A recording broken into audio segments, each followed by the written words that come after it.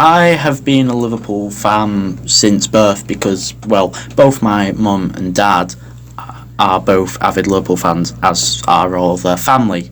Some of my mum's family are actually Manchester United supporters, though, and there is one Evertonian. When it comes to Liverpool, it wasn't a decision, it was heritage for us. We have a season ticket, and I've watched pretty much every game since I've known to watch them. Especially under the Jurgen Klopp era, I've watched every single game. I don't miss the games, no matter how bad we've been in a performance. I'm there for the next game. Liverpool this season have been problematic, let's say. We have these great performances where we can win 7-0, 9-0, 7-1, and then we'll lose 1-0 to Nottingham Forest or 2-1 to Leeds. We've been making silly mistakes at the back, and it's cost us this season. Also having some injuries to backlines and our attack in Diaz, and having new boys like Gakpo and Nunes, it really does cause issues. And I think in the last few weeks we've started to see a new Liverpool under Jurgen Klopp, especially with Trent's new position, and he's said recently that they have changed how they train. This can also be seen from them going to Spain on holiday for a week. It's rare you see a team do that, especially near the end of the Premier League season. Of course, Thiago is now injured, which weakens our midfield, and we do need signings in the midfield, and probably a defender or two. Probably one for a backup for Trent, and at least someone who can take over Henderson's role soon. If we can get top four and we finish off this season, then we've had a okay season. We haven't won anything bar the Community Shield, but at least we haven't failed miserably and haven't got Europe in any way. We're still fighting. Well, the Liverpool-Tottenham victory was a completely different game.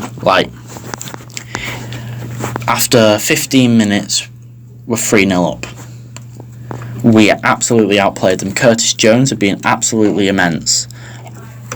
And then old Liverpool this season returned a bit.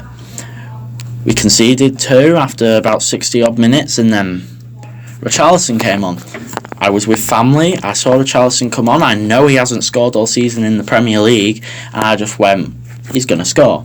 He's definitely going to score today. And he did. He did his dance, it was like, great, former Evertonian, gets to celebrate at Anfield. And then Lucas Moura makes that mistake, and wow. Lift off. Jurgen celebrating hamstring injury, shouting at the referee, which I guess some people will question, but he had been very questionable and has been many a time for us. And I just remember my celebration. I knee slided on a floor which I shouldn't have because it was concrete underneath.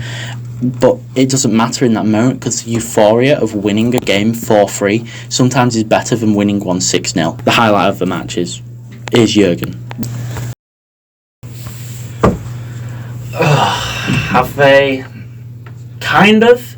It's a transitional period again under Jurgen. We did it a few years ago and we got fourth just on the last day against Middlesbrough. Middlesbrough were already relegated. I remember it was Wijnaldum goal in the 45th minute and then we lifted off. It's the first time we wore the darker red kit again under New Balance.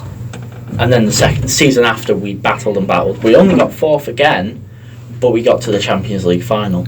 It's Jurgen Klopp rebuilding this team again, because he has to. There's probably an issue with Van Dijk. He looks slow, sluggish, he doesn't do what he used to. He isn't a presence anymore. He can still pass the ball, but he's not that defensive presence that we need. And Konate is still getting in on his own. He's still only 24. Van Dijk was 27 when he came to us, so we've got to look for him. Gomez is too far gone. He's made too many mistakes this year. He either has to leave or become an inverted left back like he used to be and has to take on somewhat of a Trent role on the left, but we've got Robertson for that. However, Robertson hasn't been fantastic this season.